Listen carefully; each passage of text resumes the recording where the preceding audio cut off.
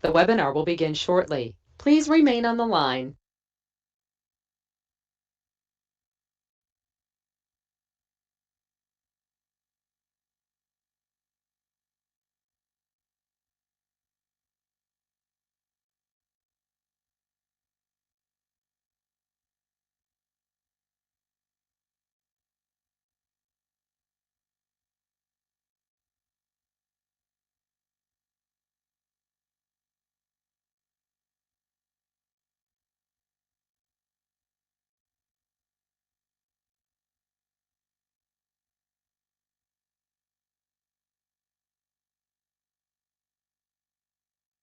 The webinar will begin shortly. Please remain on the line.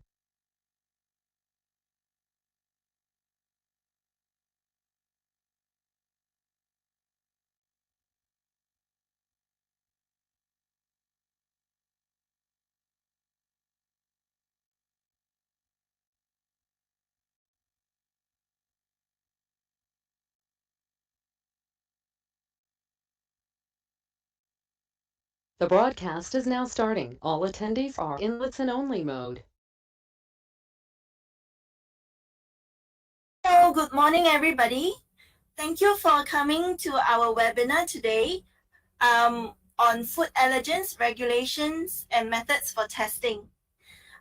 So just for your information, in this webinar, if you do have any questions, please feel free to type your questions in the question section, and we will answer your questions either during the Q&A session or after the webinar. So, Mrs. Han? Hello. Yes. Kính chào các anh chị và các bạn đã tham dự buổi hội thảo trực tuyến ngày hôm nay. Xin được tự giới thiệu, mình là Hạnh, đến từ công ty Hương Việt, là nhà phân phối duy nhất của Roma Labs tại Việt Nam. Chương trình hội thảo ngày hôm nay sẽ gồm có các nội dung chính như sau: cập nhật quy định mới về chất gây dị ứng trong hạt mè, kỹ thuật phân tích chất gây dị ứng bằng kỹ thuật ELISA, các sản phẩm chứa chất gây dị ứng đã bị thu hồi trong năm 2021, cách kiểm soát chất gây dị ứng trong dây chuyền sản xuất bằng bộ kit allergens swapping. Sau đó sẽ tới phần Q&A trả lời câu hỏi. Cuối cùng sẽ là phần trình bày của trung tâm kỹ thuật của trung tâm case về ảnh hưởng và thách thức của chất gây dị ứng đối với an toàn vệ sinh thực phẩm ở Việt Nam.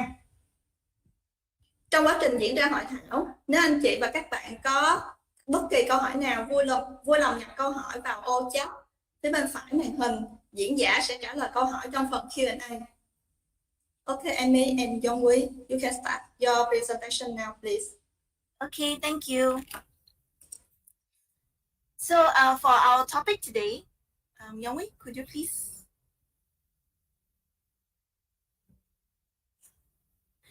We would like to introduce to you the Global Allergen Regulatory Update, and then also share with you some of the FAO allergen guidance and codex on ELISA allergen methods.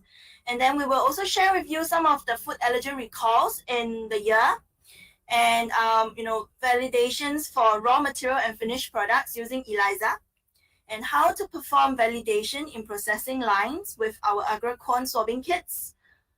We will also then show you our product range, and following that, we will have a Q&A session for Roma Labs. And please stay on to view the webinar by case. They will share with you the allergen in food safety monitoring in Vietnam. So just to give you a brief introduction on Roma Labs, we were founded in Washington in 1982, and our HQ is in Austria. And as of last year, October, we are formally part of the Royal DSM Group. We have a Singapore office established in 2004 to serve all of you in proximity. We do focus on mycotoxins, food allergens, food pathogens, VDR, and GMO and other contaminants diagnostic solutions. And we do have fully accredited service laboratories around the world, and we do have one in Singapore and China to support you. We are fully equipped and we are definitely able to manage capacities from all customers with short turnaround times for about a week. Next, please. These are some of the certifications that we have and accreditations for our service lab. So we are recognized by the Singapore Food Agency, the GMP Plus, and also ISO 17025. With that, I would like to introduce to you the main speakers of the day. So we will have Ms. Yonghui Liao, the Managing Director of Roma Labs Asia Pacific, and followed by Ms. Mabel Ng, who is the Regional Product Manager of Roma Labs Asia Pacific. So now I'll hand over to Yonghui to share with you on the first topic. Yonghui, please. Yeah, thank you, Amy. Thank you, Miss Han. Okay, good morning to everybody. Xin chào. I'm going to update on global allergen regulatory as a next important sharing. So the US FDA has started implementing sesame. So this is really new to the 8 mycotoxins that we are aware. So under the new FASTER Act 2021, sesame is to be declared in the labeling if you are exporting to United States. This will be effective January 2023. So all producers, if are exporting for United States, you must make sure preparation starting from now till 2023 January for any risk control mitigation in line if you have sesame introduced into the processing flow. So the main 8 other mandatory allergens are the egg, peanut, wheat, crustaceans, fish, soya, milk, and tree nuts. In China, recently in October 2021, in the China Food Safety Conference, they actually also are going to emulate and similarly study and implement for what US has regulation-wise has established. So even exporting to China right now, these 8 allergen will still be the main key one. If you are exporting, you have to declare as well. So egg, peanut, wheat, crustaceans, fish, soya, milk, and tree nuts, similar in China. In Australia, because they are more related to the EU guideline, they have made a recommendation this year, 2021, by law, all the tree nuts have to be declared individual nuts. So in the labeling regulation for exporting to Australia, New Zealand, you have to declare the individual nuts like almond, Brazil nut, cashews, macadamia, pecan, pine nut, walnut, hazelnut, pistachio. So these are 9 additional nuts that you have to declare individually in Australia. So now we talk about the FAO allergens regulation, because everybody know FAO and Codex is the foundation of many regulations in Southeast Asia, including Vietnam. So what do they say? Currently, for allergens, they have declared in the new regulations for FAO and Codex that they believe that the hazards analysis, including food allergens, is mandated into the HACCP that you have to declare. And very important, the allergies to food that they're talking about right now is the immunoglobulin E mediated, the immediate hypersensitivity, or the non-IgE mediated. These 2 are the main one right now. And there could be a mix between the 2. So they identify these 3 types of human allergies related to all the food. Just now we talk about is hazards for food safety. And because of that, right, the best practices recommended in FAO and Codex actually includes a very important code, CXC 80-2020, which is a very newly adopted and implement all regulations across Southeast Asia countries. The control will be on food operations worldwide to maintain and consistent develop a food allergen risk management proposal in your facility. If you are producing any food with pre-packaging or retail or food services, this is required right now under Codex. And the monitoring is a very important part, which our team will be explaining more in our examples later on by Mabel. But very importantly, please take note, the monitoring is the responsibility of food manufacturers. This including all your rinses and cleaning, whether you can actually reduce or remove the allergen effectively. You have to demonstrate the scientific data on this. And it's very crucial. Later on, we'll also present to you the model that we work on sanitation control. And last but not least, how do you know it is effective in sanitizer to actually remove the allergen? Is the test, because the allergen test kit that you can see produced by Roma, we have been in the industry supporting many industries throughout the world. This is the only way. If you do not test, you do not know whether you have removed it from your production. So allergen is all about sanitation followed by testing. And the next one is on the fit for purpose. In the Codex regulation, it is very important. The most frequent approach today is ELISA method. ELISA is the key foundation of all allergen tests today. And during verification of your cleaning every day or routine, there could be a faster method, but you need to validate it. It will be the 11 minutes lateral flow method. In Roma, we call it the Argo Street method. Next, in the conclusion side, which is very important, validation is the key of the foundation to make sure the test is fit for purpose. And we'll talk about validation and also verification shortly for allergen risk control. Without further ado, I want to share a little bit of the allergen recall. Is it happening around the world right now? Yes, it is. In Southeast Asia, exporters to EU, this is the data from 1st January 2019 to November 2021. We have 24 cases, and the biggest has always been milk, quite similarly to Australia recall, US recall. Milk is the key one right now. And you can see now far away is between the soy and gluten. Next will be the peanut, followed by mustard and sesame. And this is the reason why in the US, they also started to look at sesame, because EU has been very much in early days already regulated sesame as a food allergen. So because of the humongous recall they see in Europe, they start to regulate in the US as well. And not far away is actually mustard, you know. So mustard is a very big problem in EU because a lot of people get allergic reaction to mustard. So this is currently the challenges we're facing for EU exporters from Southeast Asia countries. I want to show an example here in November 2021, just this month.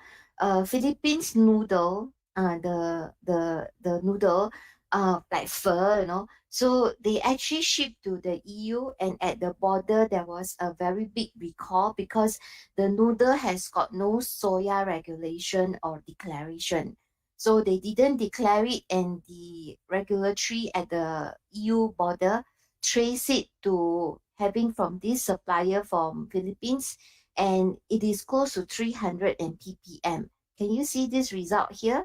So they actually use ELISA method to actually test the result and came out with a reading of 310 ppm. This 310 ppm tells you that there is no risk control in the manufacturing, because usually at 1 ppm level is a limit. So you can see it is so high. So no cleaning done, it just accumulate in the facility. So cleaning is very important for allergen control. And in EU, they also help to use certain experience and product that we can see like Singapore, Italy, United Kingdom, Netherlands. These are all recalled in EU because Singapore also export the pastry roll, and they actually have undeclared milk. And also in Italy, they have undeclared almond hazelnut soy for the chocolate bar. Then they also have this burger impossible, similar to meat free, substitute undeclared milk. And also a hummus, which is actually for flavoring, is undeclared sesame. And in US, the recall part of the information, you can see there's been a decline. And really, this is because of the Food Safety Modernization Act. They declared allergen sanitation control as a risk control. And over the years, you can see a decline on the allergen recall because of the Food Safety Modernization Act. Nevertheless, it is important going to US, you need to declare 9 allergen right now, including sesame. For the recall that we're seeing for Southeast Asian countries here, we tabulated everything, including Southeast Asia, 1st January 2019 to 2021, November this month, a total of 284 cases. Earlier, I talked about the milk. Here in US, even bigger, 30% of the recall is relevant to milk, not declared. And also the next very near one is the egg, followed by tree nuts. And then we have got soy and followed by peanut. Okay. So what are the type of recall here? Like potato chips, they have in US undeclared milk, chocolate milk, undeclared egg, and then this nice chopped salad kit, undeclared wheat, no declaration of gluten, but there's gluten, and also tree nuts, and then also undeclared gluten for the halibut, which is a fish, frozen fish, already pre-fried, and then they freeze it up. So again, gluten is not declared and milk is not declared. And in the next, I want to show you food safety, Australia, New Zealand recall. They have system-wise also tracking, and you can see besides US 30%, in Australia, New Zealand, milk is also another one, the top ranking, 25.7%. And you can see the next one is the nuts, peanuts, because in the Australia, they are actually required to declare individual nut starting from this year and last year. So we can see egg is also the next highest, followed by gluten, which is our wheat based product with the gluten, and then wheat also is quite similar. So important to take note, milk is also critical in Australia and New Zealand. So the type of declaration here that is under recall, you can see rice milk, but got no declaration of milk because it's contaminated with milk. Chocolate also undeclared with dairy, which is milk. Undeclared egg in the plant sauce, undeclared egg with the strawberry picola snack bar. So pretty recent. These are 2021 and 2020. This is from Japan, yeah, importing into the Australia, New Zealand being recalled. So the food safety actually in the past 9 years, they actually tabulated good enough information through a very big pie chart. Here we can see milk again being number one. Earlier we mentioned already. And undeclared allergen, the green bar, you can see consistently is the highest beyond microbial contamination. So allergen challenges in Australia, New Zealand is phenomenal. Is bigger than salmonella, bigger than listeria. So now I'm going to actually pass my presentation over to Mabel. So Mabel will take over. Yeah, hi. Thank you, Yongwi. So, I'll be presenting to you the raw materials and finish. Sorry. Okay.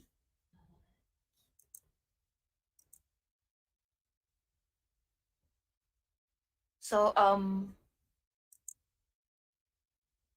morning everyone. So I'll be presenting to you on the raw material and the finished products. How do we validate these two matrices? Sorry, Mabel, you might need to hide. Yeah, okay.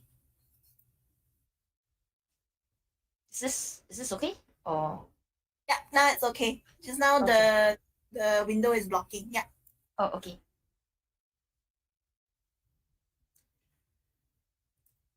So why do we need to do the validations? So matrix validation is required when testing put samples that are new. So when we are testing on the raw materials that we are not certain whether there will be interference, so we need to test it, or the finished products we are not sure whether it's allergen free, we need to do the validation as well to make sure there's no interference in the testing. So the validation protocol actually involves testing samples initially for the presence of allergen to make sure that it's allergen free. And after that, we need to do spike recovery at two levels, low level and high level, and to dilute the higher level to check on the linearity.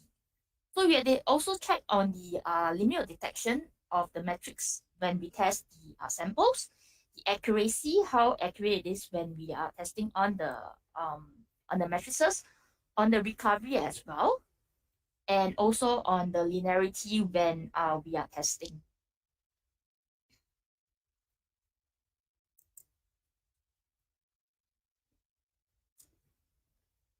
So the key points is like what I mentioned, we need to test on the calibrations, the low, spiking on low, medium, and high level because of the metrics and processing in the samples itself. we have to make sure that it's allergen free before so it has to be, when we test the samples, you have to make sure that it's actually of the LOD level before we can do spiking. If there's actually positive results, then we need to stop the validation ready. So if it's at the LOD level, we can actually continue and do the spiking at low level and high level at 2 levels. So this is done by doing actually 6 independent extracts, or actually usually more than 20. And when we test for the ELISA testing, we do it in duplicates as well. So we make sure that when we are doing the test at spiking at low level and high level, you can see here that this graph, that it has to be linear, so that we know that the results is good. So for the recovery for AOAC, the AOAC recommendation is at actually 50 to 150% for the ELISA testing of allergens. So in Roma Labs, we actually try to make it narrower at 70 and more stringent at 70 to 130% recovery. So this is to make sure that if there's matrix interference, the linearity will be lost. So if there's actually matrix interference, we actually do other types of modifications in the sample preparations to make sure there's no interference. So what's the importance of the validations? The importance of validations is to establish that the allergens is the samples itself is allergen free, and of the raw materials as well as the finished products, so that they don't give a positive results or a false positive results, and that the allergen containing the samples can be detected as well. So next we go to into the environmental testing. How do we perform the validation in processing line with our Aguaquan swabbing kit for the contract labs? So first we will present on the allergen management first. So what is actually allergen management? Allergen management is actually applicable to all levels and all areas of a company, and sets the approach to the control and the management of allergens. So how do we actually control allergens? Not only by testing, we actually control the allergens first by actually documentation and identify what is the allergen in around us. And then after that, we need to eliminate. If we can't eliminate, then we need to have an allergen control and to educate and communicate with our staff and our customers. So first, from people, we have to make sure that our staff is actually being well equipped with knowledge of the allergens, and make sure that they themselves may have cross contamination when they are at the plant itself. So we need to actually educate our staff. So in terms of suppliers, we need to identify and the suppliers that to declare to us that the raw materials that's being supplied to us is free of allergen that is needed. So we need to identify the suppliers, and also the raw materials, the COA, the certificate analysis that's provided on the raw materials, has to be declared that is allergen free. So next we go into the process line. In terms of the process line, in equipment and plant design, we also have to make sure that whether there's any cross contaminations of the recipe change during the using the equipment and plant of the equipment itself, so that we can actually clean thoroughly before the next recipe change. And during manufacturing, we also have to make sure that whether there's a cross contact or cross when there's a recipe change of and there's any allergen presence, we need to eliminate this. And also we need to inform the customers whether if there's any product development and changes in the recipe itself. So next, for the GMP for good manufacturing practice revisions, now in 2019, actually allergens management is actually a mandatory GMP component. So what does this mean? Actually, in hazard cross-contact, food allergen now is a hazard subject to HARPC control via the food safety plan. So what does HARPC means? HARPC is actually hazard analysis and risk-based preventive control. So for the cross-contact, it could be that there's unintended allergen cross-contact, which is now in terms of in explicit in these GMP changes under the HARPC food safety plan. And in terms of the allergen control, the cross-contact during handling, storage, and in use needs to be controlled. And also you have to make sure that the food is not, the labeling is not misbranded. And during the sanitization, it also includes the food allergens and cross contact with insanitary objects. So as for the example, at least 26 allergens related changes are made in the GMP revision. So food contact, as we mentioned, is actually a chemical hazard ingredient or process related.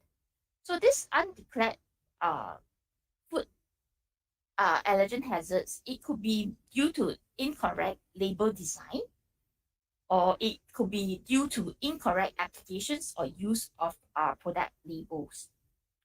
So these undeclared food allergens hazards may be due to allergen food contact, cross contact in the plant itself, or the failure to schedule the production of two different products appropriately, or failure to store the allergen containing ingredients separately as well. So this is actually in the US guideline of the HARPC for the human food.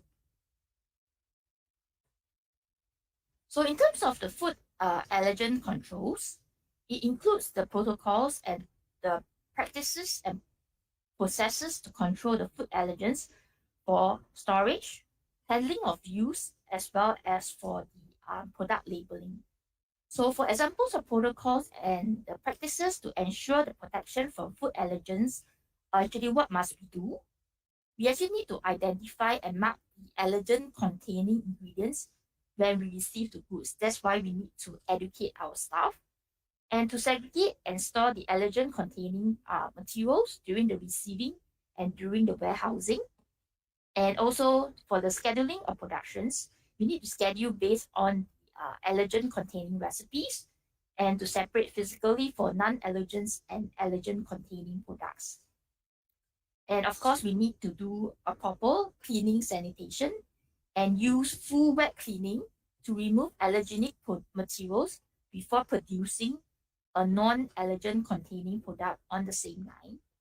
And especially if possible, you need to use a dedicated cleaning utensils and equipment to remove the materials, the allergenic materials, from the food processing equipment before producing the non-allergenic containing product on the same line. So, and also examples in terms of the process to label the finished food, we need to perform label review for each batch of labels that's received at the facilities, and implement the protocols for applications of the correct product, of the correct labeling on the product. So how do we prevent controls, to have the preventive controls of a cross contact for food allergen hazards? So we can identify and mark the food allergen ingredients by, of course, we can do a color coding or food allergen icons when we are doing the receiving. So this can actually clearly identify a food allergens that's associated with the raw materials when doing the handling practices to prevent any allergen cross contact. And as I mentioned earlier, we can also segregate it and store the food allergen containing materials at the warehousing as well. And also, when we open the food allergen containing recipes, it's better that we open it at separate times or in separate rooms, and we schedule the use of the same rooms at different times. So can prevent the allergen cross contact. Next, also in terms of scheduling, we can actually schedule the production of based on the product allergen containing recipes. And we can schedule the production of products that do not contain the food allergens first before we schedule the ones that contain the unique food allergen last. And next, we can actually physically separate the process of the products that do not contain the food allergens, as well as the one that contains the same food allergens together. So we can also implement a production protocol for rework and work in place into light in appropriate storage for same allergens so that we can track it properly.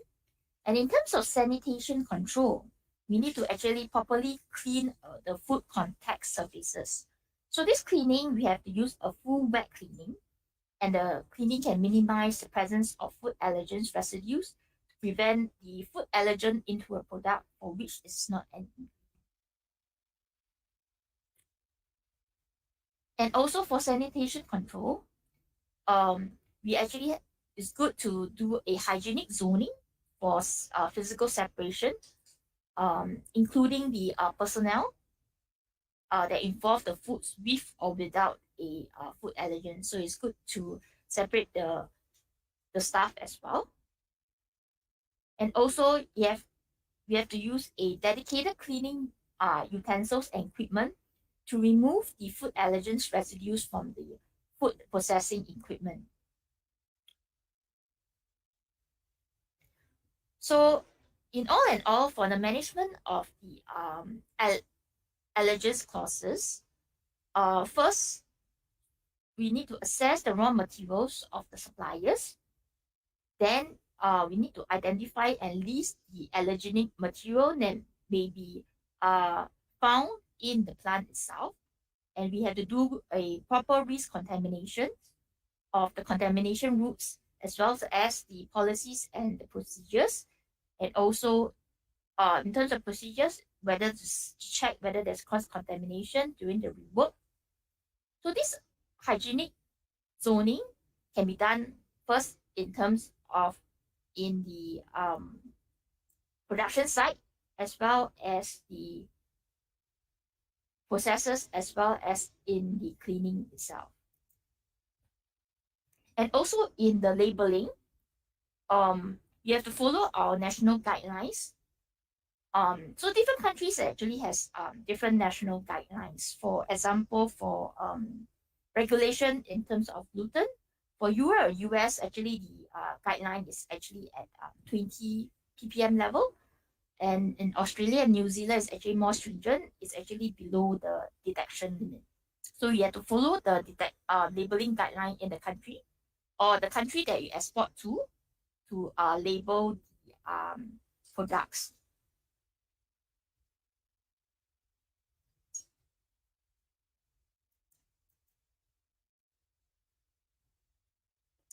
I think I mentioned this already in terms of the sanitation controls for the allergen management. So the most important thing is to clean between the products that contain the different allergens. So for the common practices to prevent the allergen cross-contact and cross-contamination, so 3 practices: hygienic zoning. So the hygienic zoning for separation and segregation of process operations, such as the raw versus the work in process versus the finished product versus the wet versus the dry, and also the personnel and also the materials traffic control. And also in terms of hygienic zone specific cleaning, you need to have a dedicated cleaning equipment and practices with the hygiene zone. And also for the allergens specific cleaning, we need to clean between products that contains different allergens. So for tools to verify the cleaning efficacy, what do we test? For Codex, as we know, is the code of practice on the food allergen management for the food business operators in 2020 draft. We need to test on the clean in place rinse water. We need to do the testing for the cleaning efficacy for first product offline as well as the final product, as well as we need to do a cleaning for the food contact surfaces, such as by video cleaning or by swabs. So what are the analytical tools for detecting the allergens or the allergenic food residues? Like what we mentioned in Codex, we need to do tests on the allergen specific product. So what is not specific is, are we able to do visual inspections? Is it able to test on the specific allergen residue at ppm level? No. For ATP swabs is actually a molecule that is found in the food itself, but whether it's able to test on the specific allergen residue at ppm level is also unknown. So for total protein analysis, although it can test on protein itself, it cannot differentiate between different types of proteins. For example, for milk and egg, it was still considered as a total protein. So for the most specific allergen testing that is found is actually the immunochemical, which is the ELISA method, or the lateral flow device. So this immunochemical method for allergen testing is actually allergen specific. So this is actually the Codex actually recommend the kit that is supposed to be allergen specific. So the most appropriate one is supposed to be the immunochemical kit, which is ELISA or the LFD, which is the most specific of all. So for ELISA versus the lateral flow device, how do we choose the right analytical test method? For testing on products, we actually always recommend the ELISA method. And ELISA should always be used wherever possible for validations. For allergen testing on surfaces, because we need to test it as quick as possible, we actually do recommend the lateral flow device because it's also allergen specific. So, but actually we also recommend this after we do validations from the ELISA.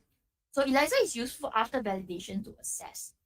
So if a lab-based ELISA test is undertaken, we actually should do a lateral flow device and run it in parallel to establish any correlation between the two methods. So for Roma Labs, we also have the our Aquaquan allergen swab. Okay, so our allergen swab has been validated against all our AQ allergen ELISA kits. So we always recommend if you are testing on the environmental testing using our Aquaquan allergen ELISA, it's good to use our Aquaquan allergen swab as well because it's already validated on all our Aquaquan allergen ELISA kits. So next we actually have a case study on the crop rotation. So what is actually a crop rotation? So we actually have this case study where a German flavor company in Singapore actually they sought our help from after the customer complained on the peanut presence in the garlic. So the supplier actually of the company of the flavor company actually supplied them the COA where the peanut allergen is actually not detected.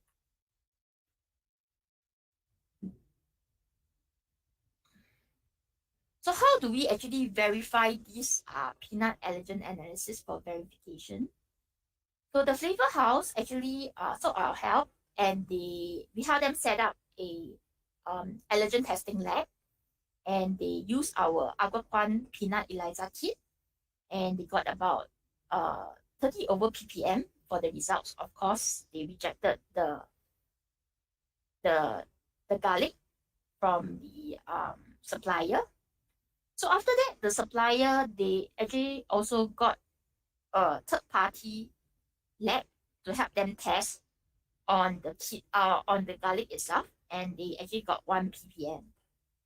And they go back to the flavor house to inquire why we got such high results.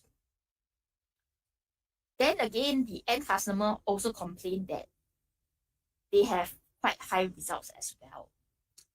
So and now we also help to get another kit of another company to test. So the results was about 20 plus, 22.5 ppm. So you can see here that in the Roma Aquaquan peanut ELISA kit is comparable to this our another company's kits as well in terms of the peanut analysis on garlic. So we actually help the flavor house to reject this garlic from the supplier. So the outcome is actually we actually help to expedite the equipment and the kits and provide the training to the chemists on the flavor house in terms of using our ELISA kit on the batches of the garlic powder that is received from the supplier. And as well as because different ELISA kits may give different results, we also help to do a parallel testing, get a better understanding of the true value of the contamination level with our Roma Labs ISO 17025 accredited labs. And we have the metrics data bank that is established over the years by Roma Labs global team for the validations of different types of matrices from different regions to better support our customers. So what is actually crop rotations, and why is there allergen risk in terms of crop rotation? You can see the map here. This is the China main peanut origin. So in crop rotation, it's actually normal that the garlic is actually grown together quite near the peanut region as well. So this can't really be prevented, although it's not that they purposely added the peanut into the garlic, but it's just that when they were growing this garlic, the peanut is also grown nearby. So it's understandable that could be a risk of a peanut allergen in the garlic. So how do we manage this risk? We need to manage the source of ingredients to ensure the allergen risks are eliminated, to understand the potential risks at the supplier or the farmers at source, which is when they do a crop rotation. So as crop rotation is normed in the agriculture, it's also preferable to screen the ingredients from the suppliers in every agricultural season, and also a good practice to validate the results provided by the supplier. So we need, other than the suppliers provide a certificate analysis to the customers, it's good that the customers do some testing on their own.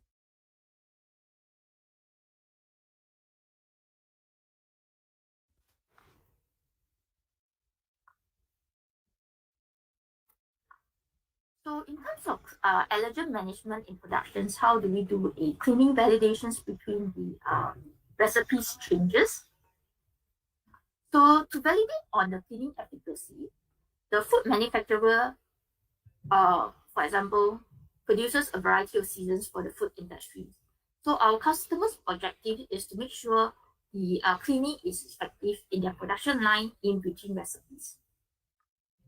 So for first freeze, we have to make sure different concentration of liquid chlorinated alkaline cleaning. So So you swap one after first rinse, and for second rinse, you swap two on the following day of the second rinse. So in the results, we know that when we test, the second time washing is more efficient for the blender, but no change for the breaker or the hopper or the mesh. So this is how we got these results, got this conclusion after we have done the testing, and we know that after cleaning is quite effective. Yeah. So how do the producers know that the cleaning regime is working? Okay, the cleaning is achieved its results when both the product and also the food surfaces are clean from the allergens. So how do we do it? So we need to sample as many samples as possible, and the one that's of food contact. We need to choose the correct analytical testing, one that is specific to the allergens, as well as we need to carry out a validation to make sure there's no false positive or false negative, and also to verify for confirmation as well.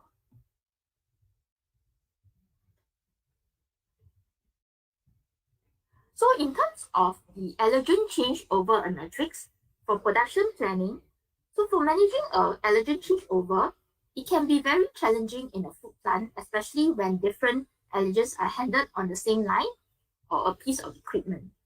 So production planning techniques are usually used, as you can see here, to reduce the necessary changeover.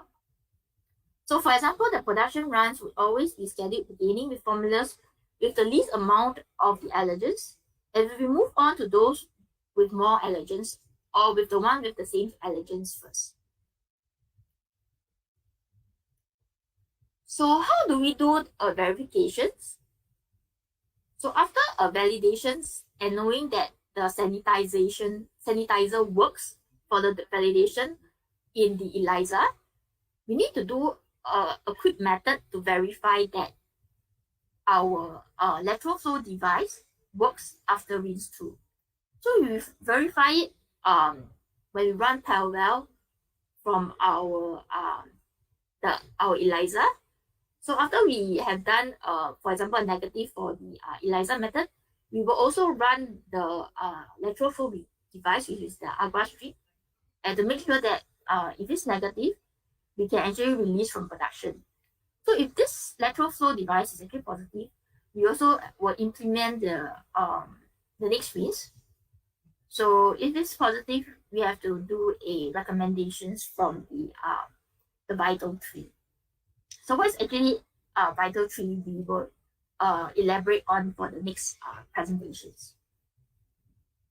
So for vital tree reference dose, you can see here that the vital program is actually a voluntary incidental trace allergen labeling. This is actually a program that is set up by the Allergen Bureau, which is from the Australia. So the Allergen Bureau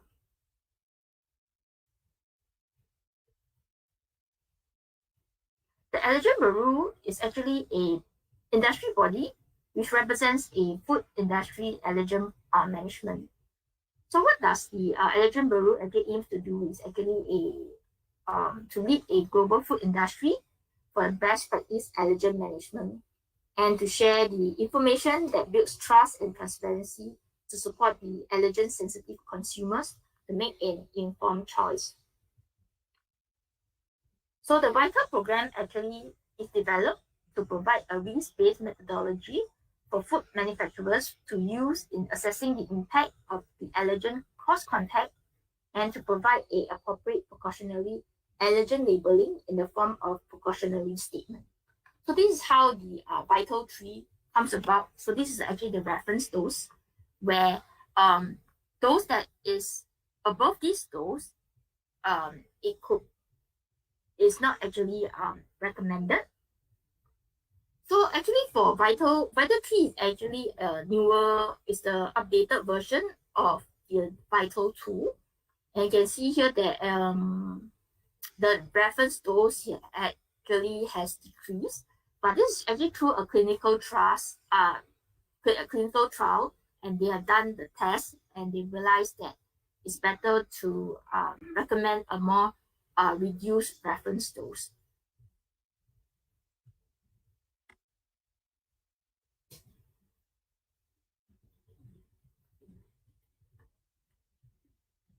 So for the vital action for level B, they check for the action level from vital 3 for allergens with the changes.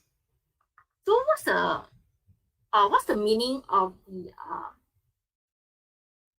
action level 1 and action level 2? So action level 1 means that a low concentration or relevant allergen under evaluation, there's actually a low chance of adverse reaction and no precautionary allergen labeling statement is required. For action level 2, if we exceed the action level 2, a significant concentration of relevant allergen under evaluation or significant chance of adverse reaction and precautionary allergen labeling statement is required. And it also depends on the legally permitted in the country of sale of country for the manufacturer as well. So in conclusion, a documented step-by-step allergen preventive control is crucial for business for food exporters. And effective cleaning is one of the most important strategies to prevent cross-contact in allergen contamination. And we need to actually validate the cleaning methods to ensure the effectiveness for the allergen control. Undeclared allergens is actually the top of recalls. So recalls can have a very negative impact or devastating economic impact on the company itself. And important to note that the undeclared allergens can actually kill someone who is allergic to the allergens. So in Roma Labs, we have the ELISA kits, which we call it the Awapan ELISA kits. For example, like almond, beta-lactoglumulin, casein, cashew, crustacea, egg white, fish, gluten, G12, gluten, hazelnut, histamine, lupin, lygozyme, milk, molasses, mustard, ovalbumin, peanut, pistachio, sesame, soy, as well as walnut, and also the agar strip lateral flow device, which is also which has the same product range as the Aguapan. So all this is actually part of the testing analysis, which can actually help in terms of allergen management to help you with the allergen testing.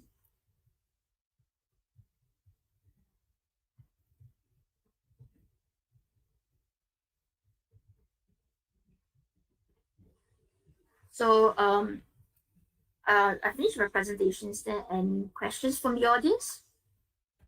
Yeah, thank you, Mabel. Thank you, Yongwei. We are now into the Q&A session. So if any one of you have any questions, please feel free to type it in the question section.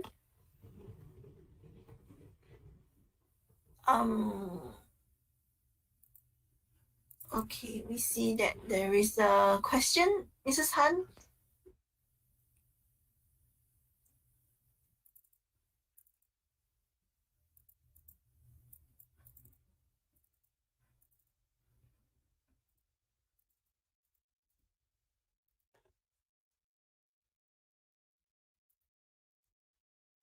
I think this question is whether we can test sulfite. That's a guess. Mrs. Han, can you please help? Sorry, I don't see any questions. Okay, just a minute. It's under the question section. Just a minute. I can copy it.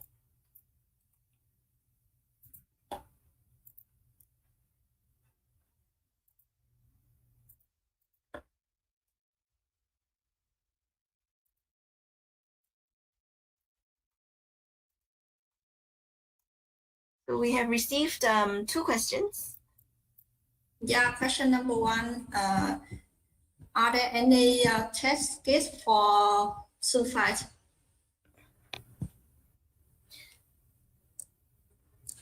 So are there any test kits for sulfites?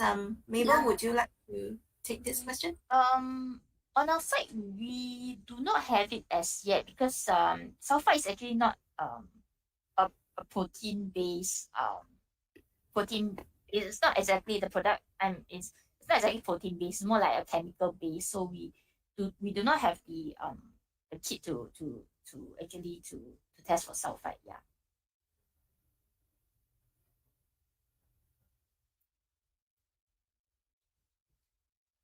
Okay, there is another question. Can we use ELISA test kits by ourselves, or do we have to send the sample to analytical center for testing?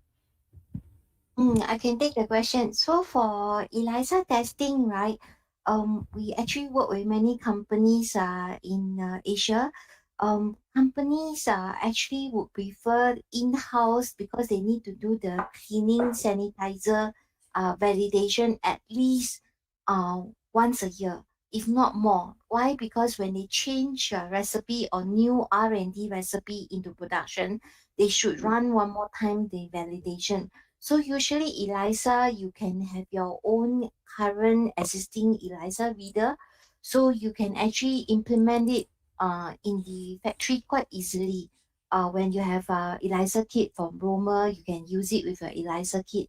So you actually are able to do it yourself. If not, then you send to the contract laboratory.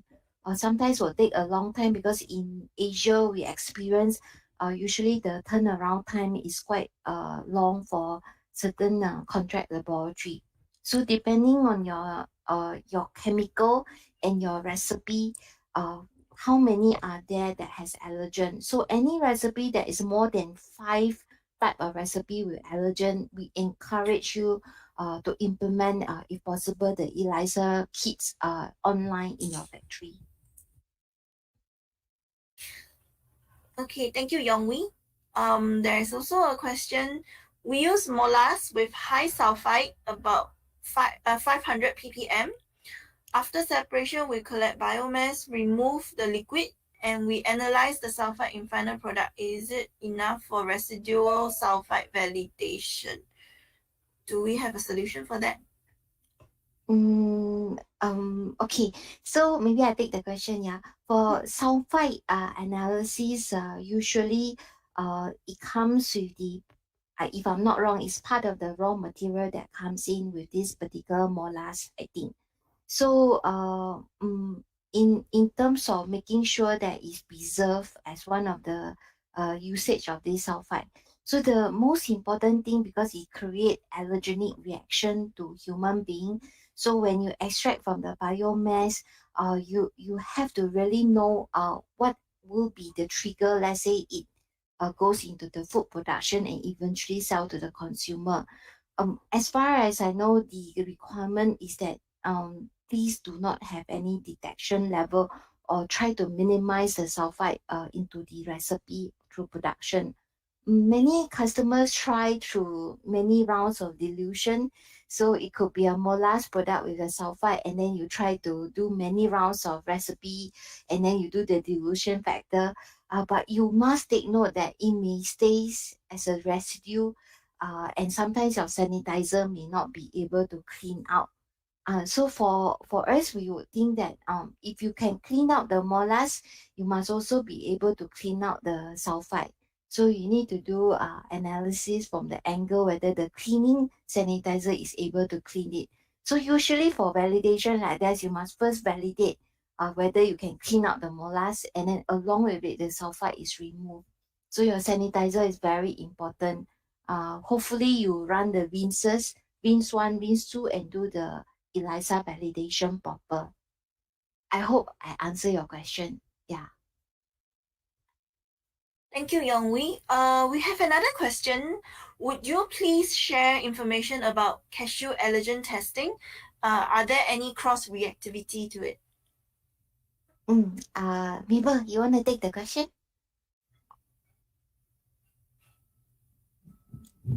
Hello. For allergen, for the cashew allergens, there are actually some cross reactivity. So it's good that you can actually inform us what is your sample, or you can send the sample to us for validation as well. So we can actually test it for you to see whether there's any interference when we when we do a validation for this for your samples. Yeah. So there is also a question about if there is any positive results by ELISA testing, do we need to confirm it by real-time PCR method?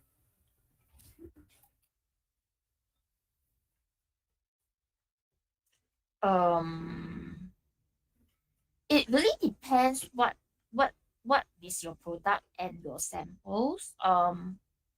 One thing, like for example, it's if it's a positive, of course we have to make sure whether it's a false positive or whether it's a true positive.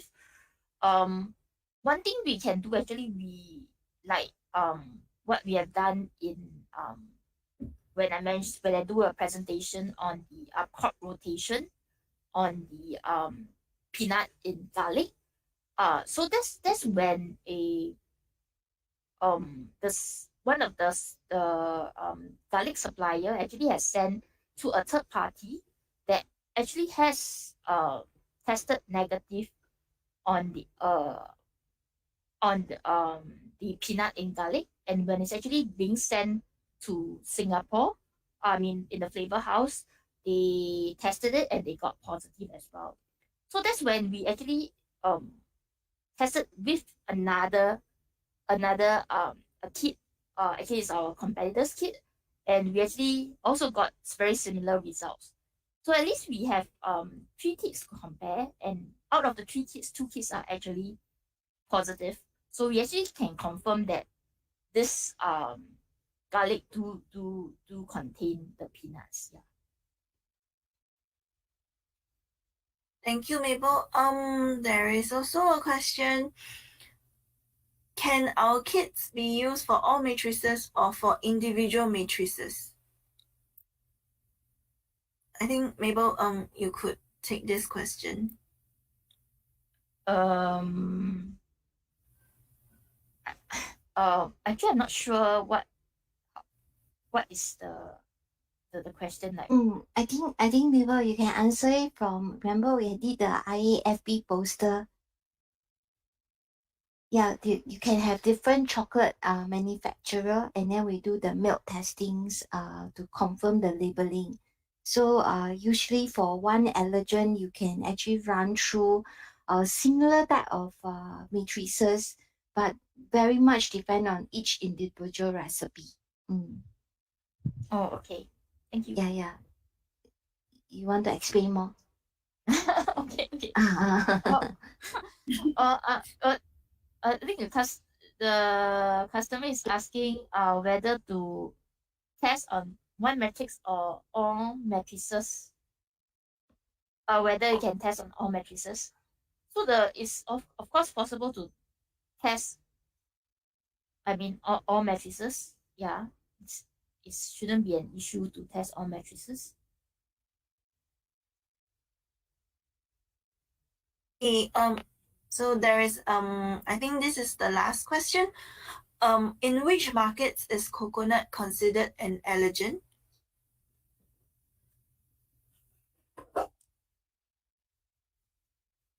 Coconut. I understand that in Thailand they are also doing tests on coconut, and in Indonesia they are also doing testing on coconut as well. So yeah.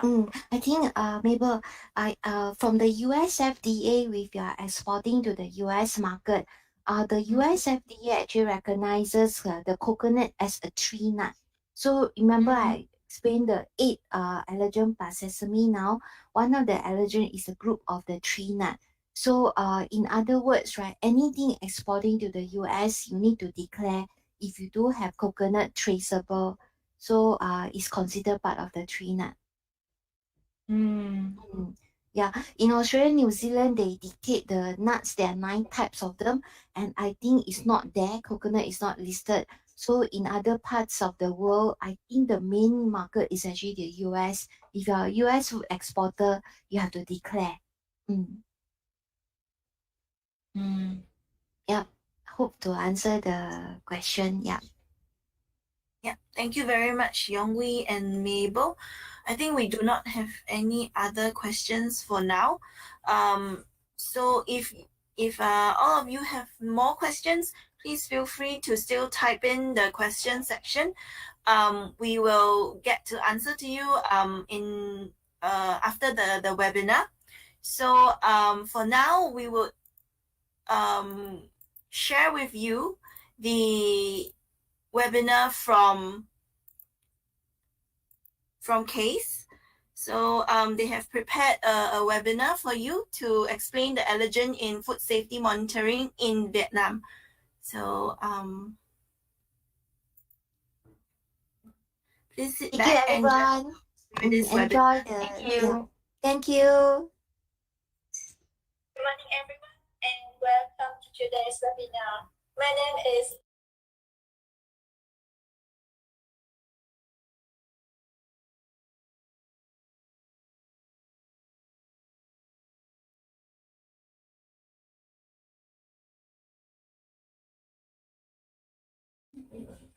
Sorry, Amy, you are mute. We can't hear. Of the department from Center of Analytical Services Experimentation of Ho Chi Minh City case.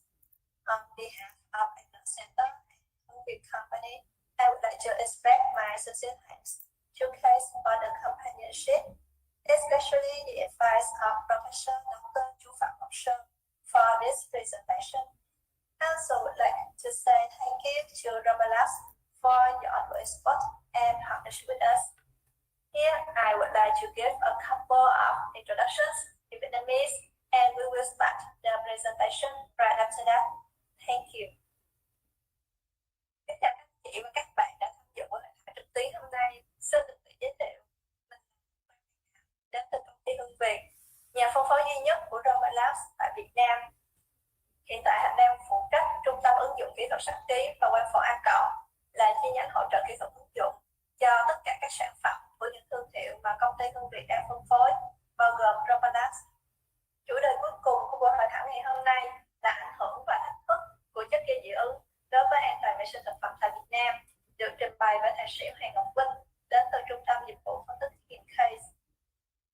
Hạnh xin thay mặt công ty Hương Việt và Trung tâm ứng dụng kỹ thuật sắc ký và quang phổ A Cộng chân thành cảm ơn sự đồng hành của Trung tâm Dịch vụ Phân tích Thí nghiệm CASE trong buổi hội thảo ngày hôm nay. Đặc biệt trân trọng cảm ơn sự cố vấn của giáo sư tiến sĩ Chu Phạm Ngọc Sơn cho bài thuyết trình, cũng như cảm ơn Roma Labs đã tổ chức buổi hội thảo này. Sau đây, xin mời thạc sĩ Hoàng Ngọc Vinh bắt đầu trình bày của mình.